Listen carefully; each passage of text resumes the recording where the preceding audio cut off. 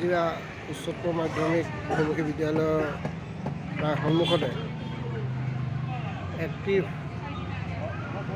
নামৰ এখন স্পৰ্টছৰ দোকান আছে। এই দোকানখনত বহুত ব্যতিক্ৰমী ধৰণৰ খেলৰ সামগ্ৰীৰ লগতে ঢোল, পেঁপা, গগনা বা বিভিন্ন জাৰ্চি, গীটাৰকে ধৰি বিভিন্ন সামগ্ৰী পোৱা যায়। অতি সুলভ মূল্যতো দি থকা দেখা গৈছে। ইতিমধ্যে এই দোকানখনে যথেষ্ট সুনাম অৰ্জন কৰিছে।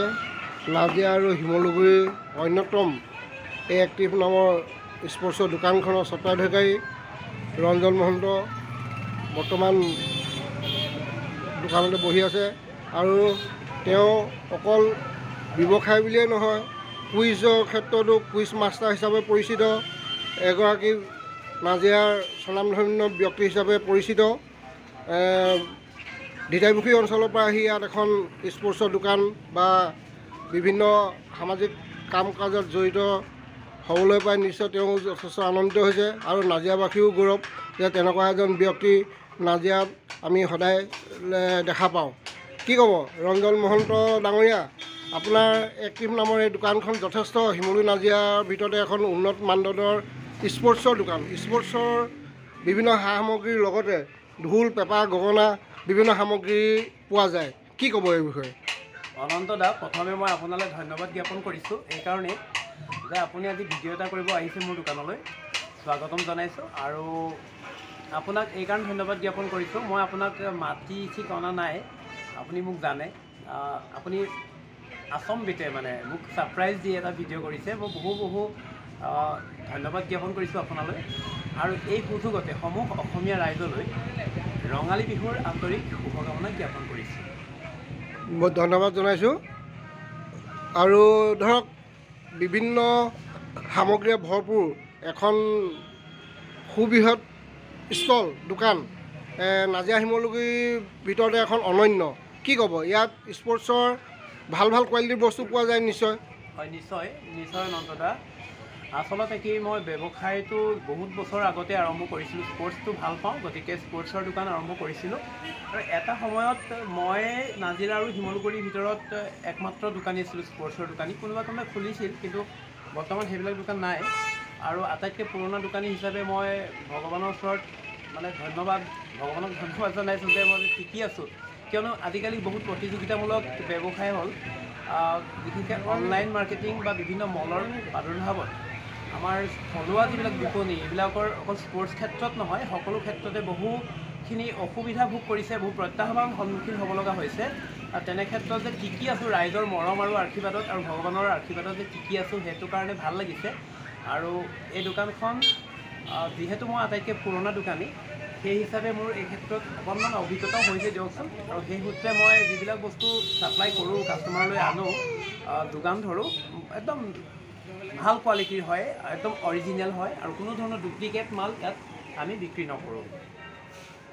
কেনেকুৱা আপোনাৰ ব্যৱসায় ক্ষেত্ৰত কেনেকুৱা পাইছে ৰাইজৰ মন? ব্যৱসায়টো ভাল লাগিছিল, বৰ্তমান অলপ ব্যৱসায়বোৰ বেয়া হৈছে। মই কৈ গৈছোঁ যে বৰ্তমান অনলাইন আৰু ডাঙৰ মলবিলাকৰ কাৰণে সৰু সুৰা দোকানীবিলাক বহু প্ৰত্যাহ্বানৰ সন্মুখীন হৈছে। কিন্তু ভাল লগা কথা এইটোৱেই যে আমি ইয়াত থাকি আমি সকলোখিনি দেখা পাওঁ, মানে মানুহৰ লগত থাকি ভাল পোৱা মানুহটো, গতিকে মানুহবিলাক লগ পাই থাকোঁ, কাষ্টমাৰ হিচাপে আহে বা এনেও কোনোবা আহে, গতিকে বহুত ভাল লাগে। ইয়াত থকাৰ অভিজ্ঞতা একেবাৰে অনন্য হয় অনন্ত দা। আপুনি স্পৰ্টছৰ লগতে কুইজো বিভিন্ন ঠাইত চলায়, কুইজ মাষ্টাৰ হিচাপে, আৰু অভিজ্ঞতা আছে বহুত। মই বিভিন্ন কুইজ কম্পিটিশ্যনত নিজে কুইজাৰ হিচাপে অংশগ্ৰহণ কৰিছিলোঁ। আৰু তাৰ পাছৰ দিনবিলাকত কুইজ মাষ্টাৰ হিচাপে মোক বহুতে মাতে, সেইমতে সময় সুবিধা যদি পাওঁ দুই এখন কুইজ কৰি দিওঁ। দুই এখন নহয়, যথেষ্ট এটা বছৰত বহুতখিনি কুইজৰ নিমন্ত্ৰণ পাওঁ, কিন্তু সময় সুবিধা যদি মোৰ মিলে তেতিয়া কুইজ কণ্ডাক্ট কৰি দিওঁ। আৰু আচলতে এইখিনিতে আপুনি যিহেতু ভিডিঅ'টো কৰিছে, মই ক'বলৈ পাই সুখী হৈছোঁ যে আপুনি যে দেখিছে বিহুৰ বস্তুখিনি যে দেখিছে, যেনেকৈ ধৰক এইটো টকা হয়, টকা বিভিন্ন কোৱালিটিৰ থাকে, ইমান ধুনীয়া এটা কোৱালিটিৰ টকা। আপুনি চাগে নিজে সন্মোহিত হৈ উঠিছে, অলপ আগতে আপুনি মোক কৈছিলে যে টকাটোৰ বিষয়ে বহুত ধুনীয়া বনাইছে। যিজন মানে শিল্পী, যিজনে বনাইছে, তেওঁ যথেষ্ট ধুনীয়াকৈ বনাইছে আৰু মই বিক্ৰী কৰিছোঁ। আৰু এনেধৰণৰ টকাই হওক, আপুনি চুপহি হওক, মই আপোনাক চুপহি দেখাইছোঁ। বহুতে হয়তো আমাৰ অসমীয়া মানুহ আছে, বহুতে চুপহি কি বস্তু হয়তো নাজানে। এইটো চুপহি বুলি কয়। পেঁপা এটা দাম 5,000, 6,000, 4,000 তেনেকুৱা ধৰণৰ এটা দাম হয়। আৰু এই 5-6 হাজাৰ টকা অমূল্য মানে মূল্যহীন হৈ যাব যদিহে এই 20 টকীয়া বস্তুটো ব্যৱহাৰ কৰা নাযায়। কিন্তু এইটো হাবিত পোৱা যায়, হাবিৰ পৰা কালেক্ট কৰি বনোৱা হয়। মই নবনাওঁ, বেলেগে বনায়।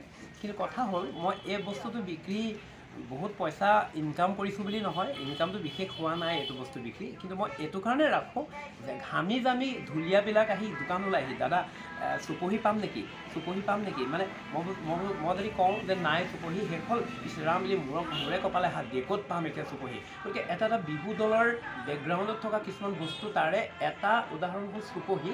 এনেধৰণৰ সৰু সুৰা বস্তু যিবিলাক সাধাৰণতে দোকানবিলাকত পোৱা নাযায়, তেনেকুৱা ধৰণৰ বস্তু যোগান ধৰি মই আমাৰ ঢুলীয়াবিলাকক মানে অকণমান সহায় কৰিছোঁ বুলি মোৰ অনুভৱ হৈছে। আৰু এইটো ভাল লাগে দিয়কচোন। এইবিলাক মই যে কৈ গ'লোঁ, মোৰ দোকান খোলাৰ এটা অনন্য অনুভূতি আছে, অনুভৱ আছে, মানে ভাল লগা অনুভৱ আছে। তাৰে অন্যতম এইটো উদাহৰণ। আৰু ঠিক নাজিৰাত বা শিমলুগুৰিত বেলেগ দোকানে হয়তো নাৰাখিছিল, মই জনাত নাৰাখিছিল। যদি কোনোবাই ক'ৰবাত ৰাখিছিল ইমান নাজানো দিয়কচোন। কিন্তু এতিয়া গগনা দোকানে দোকানে উপলব্ধ, বিভিন্ন দোকানত পায়। কিন্তু মই এৰি দিয়া নাই। আজি বহু বছৰ ধৰি মই গগনা ৰাখি আহিছোঁ, এতিয়াও এৰি দিয়া নাই। বিচাৰে মানুহে পায়, সততে পায়। বৰ দাম নলওঁ, কিছুমানে বহুত দাম লয়, মই বৰ বেছি দাম নলওঁ, যাতে ৰিজনেবল প্ৰাইচতে কাষ্টমাৰবিলাকক দিব পাৰোঁ, তাৰে চিন্তা কৰোঁ। আৰু ঢোল মাজে মাজে আনোঁ, এইবছৰো আনিছোঁ। বহু বছৰ অনা নাই বাৰু ঢোলটো। বাকী ম'হৰ শিঙৰ পেঁপা বহুত দূৰৰ পৰা কালেক্ট কৰোঁ, একদম কমাৰ বন্ধা বা ম'হৰ শিঙৰ পেঁপা কালেক্ট কৰি আনি কাষ্টমাৰক যোগান ধৰোঁ। টঙালি পাব, বিহুৰ টঙালি পাব ঢুলীয়াবিলাকৰ কাৰণে। জাপি পাব, জাপি আছে মোৰ আৰু বহু জাপি আছে। ইয়াত বেছিকৈ সজাই থ'লে বহুত লেতেৰা হৈ যায়, গতিকে মই গুদামত থৈছোঁ জাপি, বহু জাপি। যেতিয়া যদি কাৰোবাৰ সৰহ পৰিমাণে জাপি প্ৰয়োজন হয়, মোৰ দোকানলৈ আহিলেই হ'ব। তেনেধৰণে বিহুৰ সকলোখিনি সামগ্ৰী যোগান ধৰাৰ প্ৰয়াস কৰিছোঁ। আৰু স্পৰ্টছতো জানেই আপুনি, স্পৰ্টছৰ বস্তুটো ৰাখিছোৱেই। স্পৰ্টছৰ দোকানেই হয়, মিউজিকেল ইনষ্ট্ৰুমেণ্ট হয়। ইনষ্ট্ৰুমেণ্টবিলাকৰ ক্ষেত্ৰত হাৰমনিয়াম, তাবলা এই বস্তুখিনি অলপ বেয়া হৈ যায়, সেইকাৰণে ষ্টকত কম ৰাখোঁ। কিন্তু গিটাৰ চিটাৰ বা এনে এচেছৰিজবিলাক বেছিকৈ ৰাখোঁ। মাৰ্কেট চাইহে ধৰক বস্তু ৰাখিব পাৰি। আমাৰ নাজিৰা যিহেতু সৰু মাৰ্কেট হয়, গতিকে কাষ্টমাৰবিলাকৰ সততে যদি বস্তু দৰকাৰ হয় মোৰ ইয়াত আহিব পাৰে। বাকীটো স্পৰ্টছৰ বস্তু এভেইলেবল।